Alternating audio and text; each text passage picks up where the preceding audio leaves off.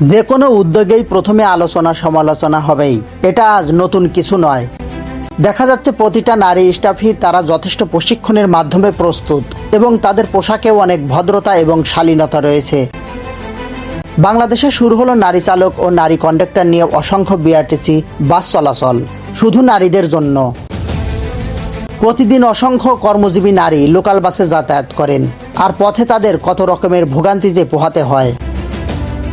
বাসে ওঠার সময় গা ঘেঁষাঘেঁষি, পাশে অস্বস্তিকর পুরুষ যাত্রী কিংবা দাঁড়িয়ে যাওয়ার সময় ইচ্ছাকৃতভাবে গায়ে পরাসহ নানান হয়রানি নিত্যদিনের বিড়ম্বনা।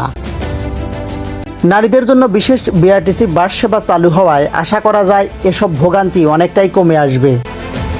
যাই হোক, নারীদের জন্য এটা একটা চ্যালেঞ্জিং বিষয়, তবে মানুষ অভ্যাসের দাস।